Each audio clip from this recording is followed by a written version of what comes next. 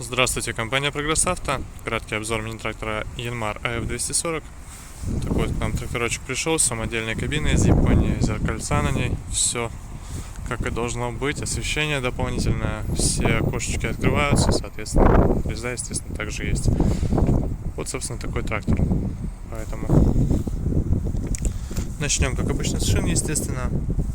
Передние шины у нас здесь вытерты почти до нуля, остатка совсем немного, но тем не менее трещин нет, поэтому ездить будут.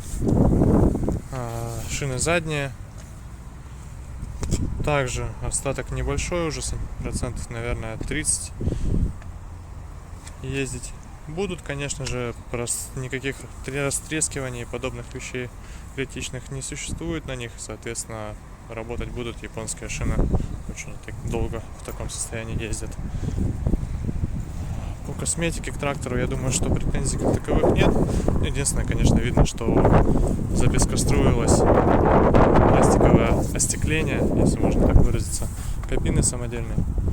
Так, в принципе, по косметике все отлично, как и по техчасти. Правая шина передняя, но видно также состояние, то есть, в принципе, износ есть, износ достаточно, конечно, большой, но тем не менее шина рабочая и вполне функциональна. Так же, как и правая задняя, аналогично левой задней.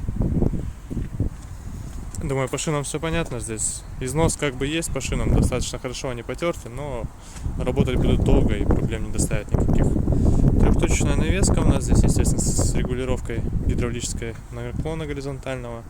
Фреза 1,5 метра с датчиком для плавающего режима по прыжке. Состояние ножей. Прошу прощения за немного трясущуюся камеру. Достаточно сильный ветер у нас сегодня, и поэтому убивает из рук прямо. Вот так вокруг дуги стандартной янмаровской сделана здесь кабинка, реализована.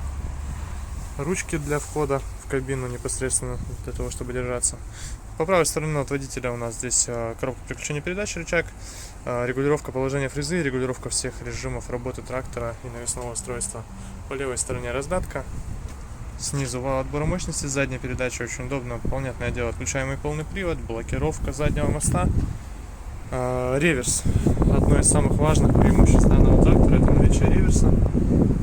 Здесь у нас в левую сторону включается передача вперед и назад, соответственно, разнообразие передач у трактора просто огромнейшее. Ручной газ и, в принципе, наработка 743 моточаса. Я думаю, что этот трактор должен понравиться всем, кому нужен трактор подобной мощности с подобного размера фрезой. Полный привод, реверс, полностью электронное обеспечение всех узлов, поэтому все настраивается и очень классно, поэтому трактор себя ведет. Такой вот он по правой стороне.